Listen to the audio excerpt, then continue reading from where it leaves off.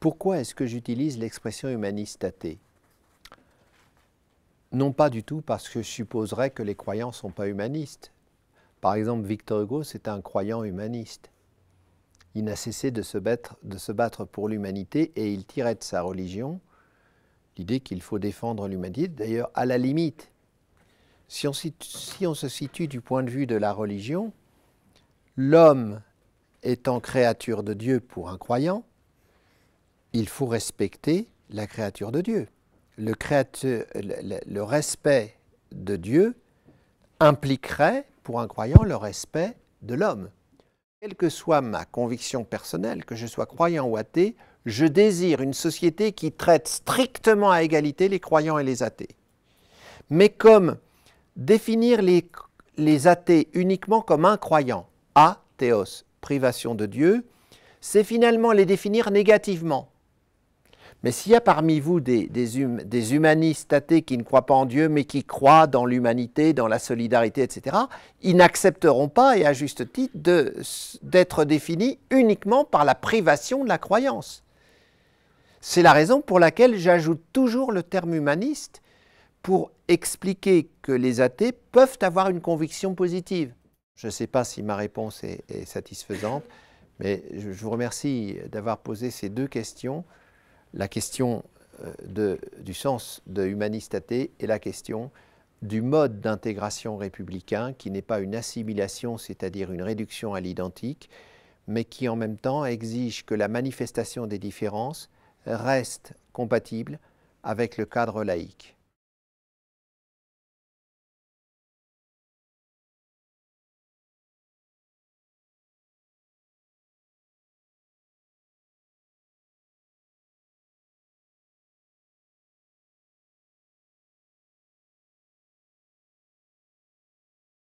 Vous avez raison de poser la question si je n'ai pas été suffisamment clair. Oui, j'étends cette exigence de neutralité aux accompagnants scolaires parce que ce qui compte, c'est la fonction remplie.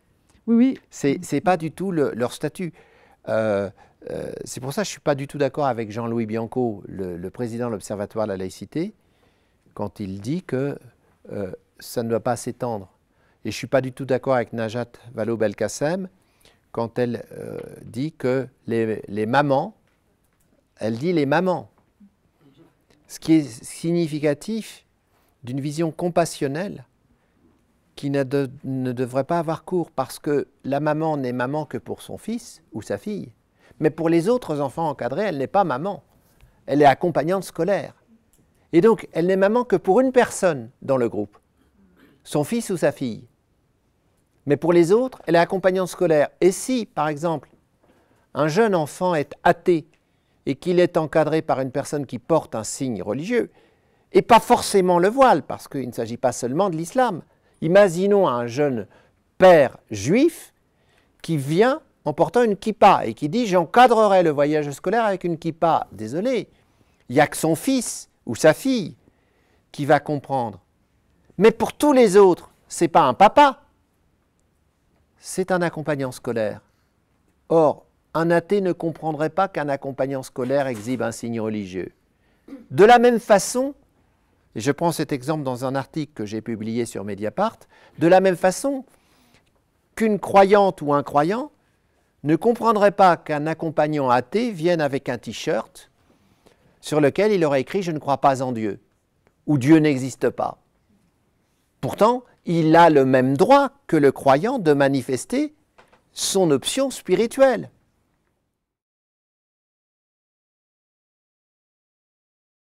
La loi issue du Conseil d'État est absolument confuse, puisqu'elle dit d'un côté, de façon inexplicable, que les accompagnants scolaires ne sont pas en délégation de l'éducation nationale et que donc ils seraient tenus par le même régime de liberté que la société civile, donc ils ne seraient pas tenus à la neutralité.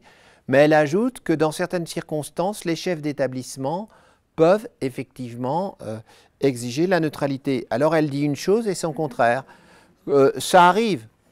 Là, le Conseil d'État a dit des choses absolument confuses et contradictoires.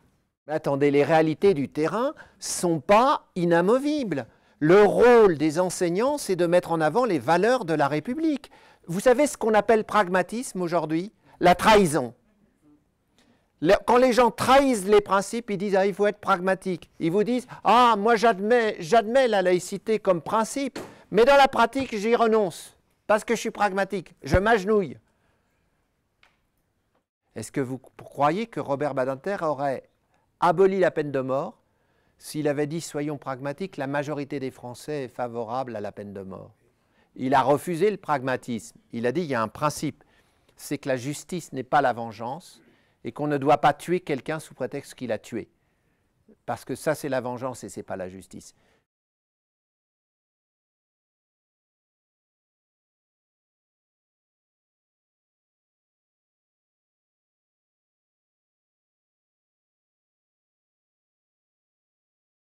Si la règle, c'est qu'il faut veiller à ne jamais faire pression implicitement ou explicitement sur des enfants ou des élèves, alors je pense qu'il faut qu'ils sachent être discrets, y compris dans les conseils d'administration.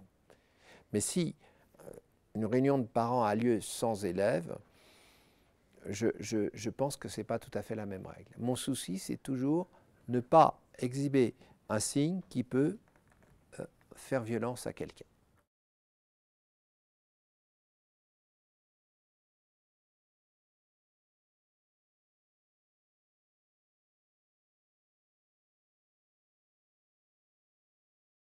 Et quand je dis qu'on a parfaitement le droit d'affirmer une conviction spirituelle, mais qu'il faut le faire avec assez de distance pour ne pas sombrer dans le fanatisme, je crois que c'est vrai, vous avez raison, en un sens, ça concentre ma pensée politique. Je crois qu'à l'école, ce qu'on doit apprendre aux élèves, c'est la distance à soi et pas du tout l'affirmation impérieuse d'une pulsion ou d'un désir.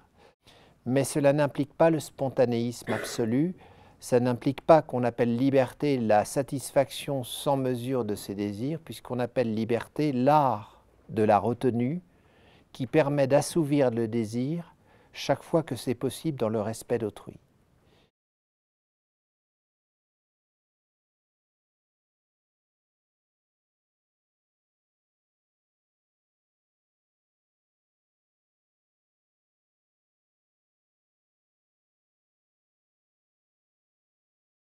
Je comprends, mais il y a une boussole. C'est que les éducateurs dans l'école de la République sont là pour faire progresser la connaissance. Alors qu'un professeur de philosophie, de lettres, d'histoire ou d'histoire de l'art éclaire le phénomène religieux à partir de sa discipline. Oui, ça, il est dans son rôle. Un éducateur n'a pas à véhiculer une parole normative sur la religion. Ni contre, ni pour. Ça, c'est la déontologie laïque. Mais si un élève me demande un renseignement sur telle ou telle religion, si je le sais et que je peux lui répondre non pas par une parole normative, mais par une parole qui va l'instruire. Par exemple, si un élève me dit « Est-ce qu'il y a une différence entre Jésus, Mohamed et Moïse ?» Si je peux répondre quant au statut de ces trois personnes, je vais répondre. Je vais dire, écoutez, à ma connaissance, il y en a une. C'est que dans le judaïsme, Moïse, et dans l'islam, Mohamed, les deux personnes citées sont des prophètes d'essence purement humaine. Alors que dans le christianisme, Jésus-Christ n'est pas seulement un prophète, il n'est pas d'ailleurs tout à fait un prophète, c'est l'incarnation de Dieu. Là, qu'est-ce que je fais en disant ça? J'instruis dans la mesure de mes connaissances les élèves. Je n'assortis l'information, ou plutôt la connaissance que je leur donne, je ne l'assortis d'aucun jugement de valeur. Je ne leur dis pas que c'est bien que ce soit un prophète ou que c'est mal, mais je les instruis. Et effectivement, je crois que les enseignants qui sont saisis de ces choses-là doivent poursuivre leur travail d'instruction. Vous pouvez me donner un exemple de notions particulières sur lesquelles vous travaillez? La citoyenneté, par exemple. Moi, qu'est-ce que je vais dire à un jeune sur la citoyenneté? Je vais commencer par lui dire qu'est-ce que c'est qu'être citoyen. Et s'il a du mal et s'il commence à balbutier parce qu'il n'a pas les mots, je veux l'aider à mettre en langage cette chose-là que je lui donne à penser. Le citoyen, c'est le membre de la cité. Et qu'est-ce que la cité? C'est la communauté des êtres humains qui ont décidé de vivre ensemble. C'est donc la cité, c'est donc la communauté des citoyens. C'est une communauté de droit. Or, comment est-ce qu'on peut être citoyen dans une communauté? En étant capable de conjuguer sa volonté particulière individuelle et une volonté générale qui est la faculté de vouloir ce qui vaut pour tous. Par exemple, le fumeur voudra fumer n'importe où parce qu'il cédera à l'impulsion. Il allumera mécaniquement une cigarette en ouvrant son paquet dès qu'il aura envie de fumer. Mais le fumeur citoyen, promenant son regard autour de lui et se rendant compte que dans un lieu clos, il peut indisposer des fumeurs passifs qui ont décidé, eux, de ne pas fumer, il s'abstiendra de cette cigarette qu'il s'apprêtait à allumer. Donc le citoyen, c'est quelqu'un qui résiste à ses pulsions singulières pour faire advenir le lien commun. Le citoyen, c'est celui qui est capable de vouloir ce qui vaut pour tous et non pas seulement de vouloir ce qui vaut pour lui-même. Effectivement, on peut tomber sur des jeunes qui aujourd'hui, dans le cadre des tendances communautaristes, vont par quête identitaire dire « moi j'affirme mon identité et mon origine et ma religion dans son affirmation est plus importante que tout ce que vous me racontez ». Là, vous avez un rôle d'éducatrice en lui disant « mais tu ne vis pas comme tu n'es pas Robinson tout seul dans son île. Tu vis dans une société d'êtres humains qui te côtoient et par conséquent, le mode d'affirmation de ta religion doit entrer en conciliation avec le respect d'autrui, l'affirmation par les autres. »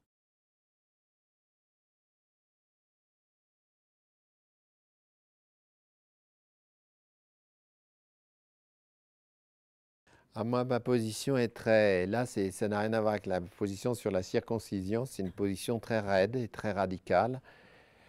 Le souci des institutions publiques doit être que les enfants se nourrissent à leur faim. Mais il ne doit pas être de servir des repas répondant aux exigences religieuses. Alors, il y a une solution très simple qui n'a pas à passer par les communautarismes religieux, qui consiste dans toutes les cantines de France et de Navarre, qui en général sont maintenant des selfs, à toujours présenter en alternative 2 plats. S'il y a une côtelette de porc d'un côté, on proposera une omelette de l'autre, ou tous exemples de cette nature, ou une cuisse de poulet. Bon, à partir du moment où on fait ça, on ne passe pas par les interdits religieux exactement, mais comme on sait qu'il y a des personnes qui ont une exclusion à l'égard du porc, on propose une alternative. Donc pour moi, il est hors de question que dans une institution publique, on serve des repas halal ou kasher. Et il n'en est absolument pas question. De la même façon que le vendredi, il serait normal qu'il y ait de la viande, même si on donne en alternative du poisson à ceux qui considèrent que le vendredi ne veulent pas manger de viande. Donc si vous voulez, là, alors c'est pour le coup, tout à l'heure, je faisais une vive critique du pragmatisme comme déguisement de la trahison des principes. Mais là, on peut être pragmatique sans trahir les principes. Le principe, c'est que chaque enfant doit pouvoir se nourrir pour étancher sa faim. La règle, c'est que la République ne saurait en aucun cas servir des repas obéissant aux interdits religieux, c'est-à-dire des repas halal ou kasher.